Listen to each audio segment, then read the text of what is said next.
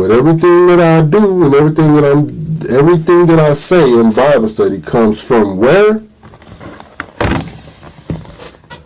The Bible. What they will tell you is they will refer you to Revelations chapter 1, verse 14. So let's go there. Let's read what it says. Let's start in verse 13. And in the midst of the 7 candles, one like unto the Son of Man, clothed with a garment down to the foot, and girt about the paps with a golden girdle. His head and his hairs were white like wool, as white as snow. His eyes were as a flame of fire. His feet like unto fine brass, as if they burned in a furnace. And his voice as the sound of many waters. Verse 16, and he had in his right hand 7 stars. And out of the mouth went a sharp 2-edged sword, and his countenance was as the sun shineth in his strength. Let's break that down. Verse 13. He did not say he saw Jesus. He did not say he saw the Son of Man. He said he saw one like unto the Son of Man. He said he saw one like unto the Son of Man. He said he saw one like unto the Son of Man.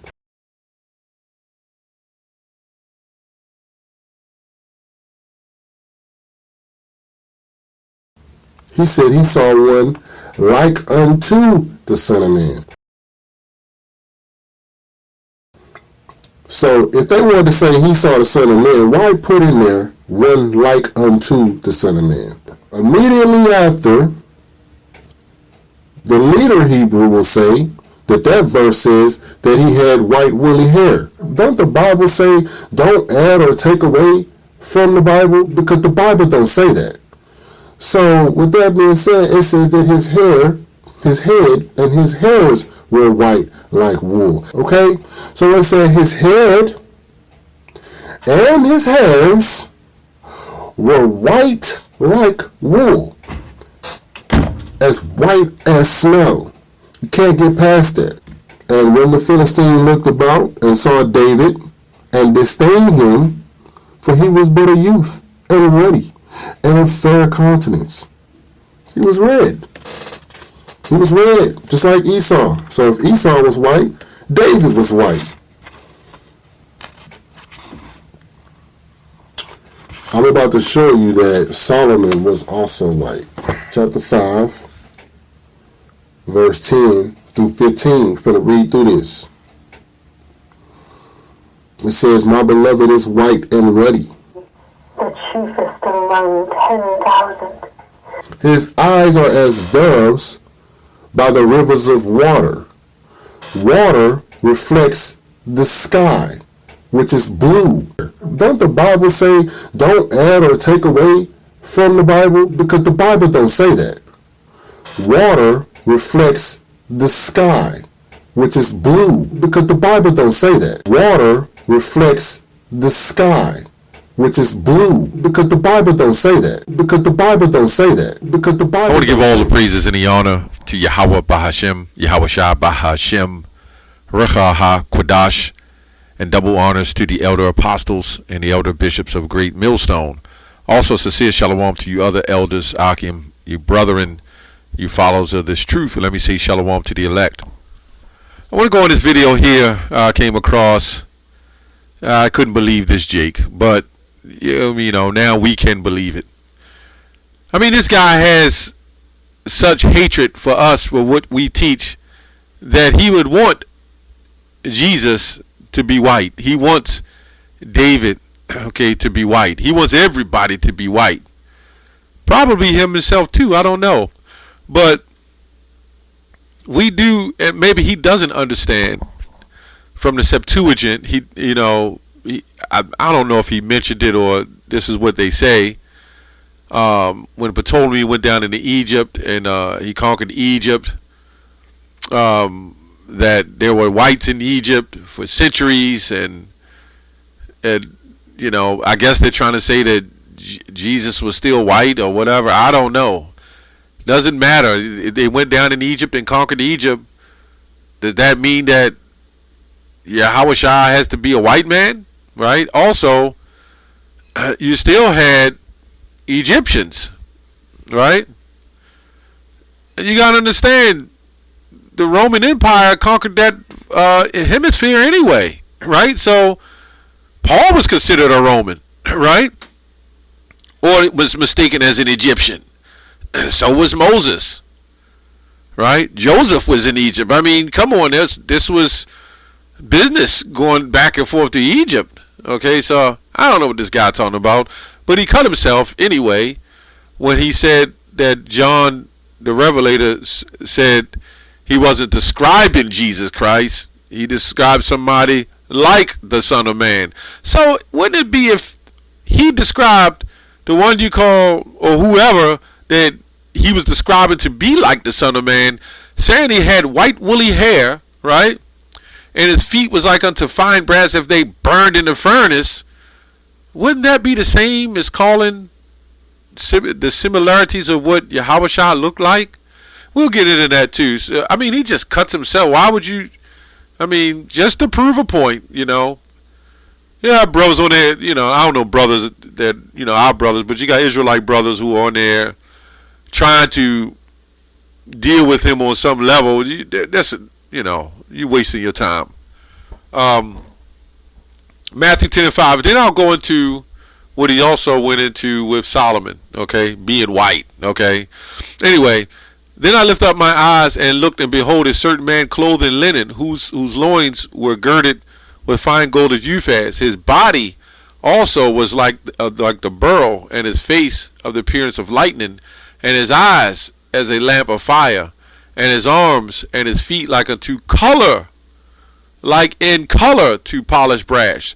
Anybody who knows what colored brass looks like, colored brass is very dark. And see, here's another problem.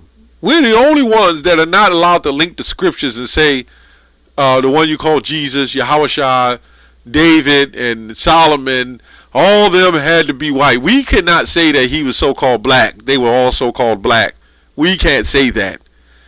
And it's not them as so much as vocab and friends who are fighting to tarnish that. But you got Jake like this, who, you know, I see he doesn't maybe like himself. I don't know. Maybe he doesn't like himself. That he doesn't want someone who was great in history to even remotely look like him. We're the only ones that are not allowed to have great people in history look like us. So anyway, I'll go into a little more in depth of this, going into the translations of Song of Solomon, right? Song of Solomon 5:10. My beloved is white and ruddy, and chiefest among 10,000. So we'll go to white. What does white mean? It means H6703, to be dazzling and have a glow. Now this man said, well, I'll get to that too, Lord's will. There's a couple things he said. Lord's will, I'll remember it as I go along. Okay, so that has nothing to do with complexion. Now ruddy does, right? And we'll get to the ruddy. Ruddy just means healthy. But in case anybody doesn't know, and I'm sure this guy doesn't, when you go into the Old English, when you dealt with the word wool, in the Old English it says hair of the Negroes, right? But he puts a picture of a white wool up there, you know? But I don't know. When you go on down, it says his head is as the most fine gold, his locks are bushy and black as a raven. So he's going to put an image of a curly haired probably white man up and say that was him. But doesn't this still go against the image that they put up with the long stringy hair? Doesn't that still go against the image? Anyway, it says his eyes are as the doves of the rivers. So we know his eyes aren't doves of rivers, right? So we know what this is saying. The rivers of water, meaning purity. This guy goes on to say the eyes are blue. Wash with milk, okay, and fitly set. It's just describing, man. So now his eyes, and everybody's eyes are white to some degree, but this is not talking about that at all. This has nothing to do at this point with skin complexion. But now when we go to ruddy, let's look up the definition of ruddy. Now ruddy is used differently, right? So I don't know why they go on to say Genesis 25 and 25, the first came out red all over, that meant ruddy. When you go to Genesis 25 and 25, it said red all over like a hairy garment. Now you do go into the definition, it'll say ruddy, right? But then when you go to the translations, I'll get that in a second. It says red ruddy of a man, horse, heifer, right? A reddish tint, okay? Like a light-skinned man could be ruddy, okay? But I'll show you what ruddy means. Of a horse, heifer, garment, water, lentils, right? Now, when you look at water, okay, true water has a healthy tint as well, right? Lentils as well.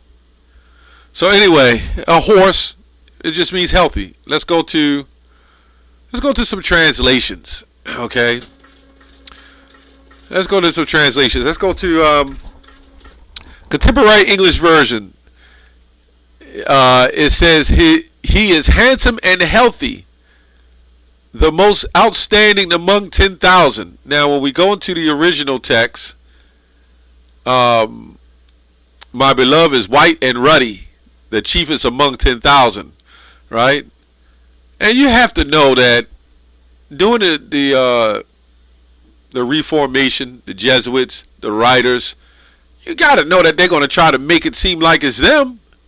Why not try to throw that in there real quick? Right? But we go into the translations. You got to go into the translations to understand what it's really saying. I mean, you tell me he repainted the images, right? He covered up all the images. He made everybody look white. If the other images was already white, why did he have to repaint them? And don't say he was refurbishing them, right? So he lied on everything. And if they had the real image of Yahushua, why didn't they just keep it up and repaint the original image? Scripture says he came in the flesh. So John the Revelator saw what he saw. John the Revelator wasn't understanding everything he saw. In fact, let's go back to Revelations 1 and 14. And Lord's will, I'll get back to the translations. 1 and 14. It says his hairs are white like wool, white as snow, as white as his eyes were a flame of fire, and his feet like a defined brass. If it is burned, passed in a furnace. And his voice is the sound of many waters. Right? So this, the waters representing, strength, purity. Right? So when you're going down to 16, he just didn't keep reading. Right? What is it, 18? Let's go to 18. This is John. Let's go to 17. And when I saw him, I fell at his feet as dead. And he laid his right hand upon me, saying unto me, fear not, I am the first and the last. So obviously he didn't know. So that's why he said, like unto the Son of Man, right? I am he that liveth and was dead, and behold, I am alive forevermore, amen, and have the keys to hell and of death. And that's what's going to happen to Jake, That's what's going to come. Anyway, let's go back to the translations. I'm going down to this is the translation of Song of Solomon, the 5th chapter. Song of Solomon, 5th chapter. I'm going to just try to hit the points wherever it is. So many things open. 5 and 10, where it says ruddy. My love is strong and notable among 10,000. Right? My love is strong and notable. So nobody really had to say at that time dealing with so-called black and so-called white, because everybody knew we was Israelites and we all had different shades of complexion. Let's get to the point. He was dazzling and ruddy. Dazzling, here it go. The ISV, my beloved is dazzling with a dark and healthy complexion. And this is for ruddy. So when you go into Genesis 25 and 25, when he said he's ruddy in the definition, when you go to all the translations, none of it says dazzling, no, none of it says dark, healthy complexion. Right? Another one says, as for my love, he is white, pure, and red colored. Right? Other one says, 1535 Coverdale Bible, as for my love, he was white, and reddy colored. Okay? So let's look up this word colored. That's what they say. Colored are the multiracial, this is what it says, colored are a multiracial ethnic group native to South Africa who have ancestries for more than one various populations. So we all know what colored really means, okay? Just different shades of colors, right? Anyway, they called us colored. So I believe that's it on that. So the scriptures also says the Ancient of Days did sit, whose hair was of pure wool. I believe in Daniel's the 7th chapter. So when you read these texts, let's go to Song of Solomon. Let's go back to 1 and verse 5. Now, even when you go to Lamentations, it says the same thing. The Nazarites were whiter than milk, and were purer than milk, or something like that, meaning just being pure. Right? So the mysteries is given to the elect to know the kingdom, man. And even other Israelites know better than that. I think even other nationalities know the truth. But it's not our people, though. Song of Solomon 1 and 5. It says, I am black, but comely. And then you have them try to say, no, he was just in a dark place. But yet he says he's black, but beautiful. Anyway, I ain't never seen nobody who was so-called white turn black because of famine and even though they're beautiful, right? Anyway, I'm black and comely, O ye daughters of Jerusalem, as the tents of Kedar, as the curtains of Solomon. Look not upon me because I am black, because the sun have looked upon me. My mother's children were angry with me, right? Because we get darker, okay? They made me the keepers of the vineyards, but my own vineyards have I not kept. Now, you do got some scriptures that'll say, mention black, that's not actually talking about complexion, but in a dark place. But we never really had to talk about complexion because that's who we already were. It's just that simple. Everybody even knows it, except this guy. He wants, since the Greeks conquered Egypt, he wants them to be white, but like there's no blacks existing. And even in the movies, they make the Egyptians look like we have some form of color. At least in the movies.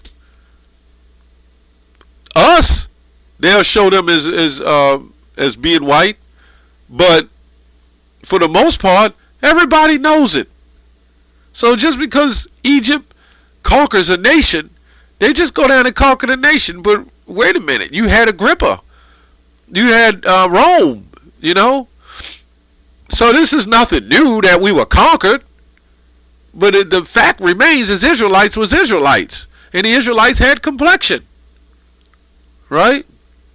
Just, you know, Jake needs an excuse. Jake he doesn't want to be who he is, man. He doesn't want it. So he'll fight all the way to the end to protect, you know, who set him up. That's all I have on that. Shalom.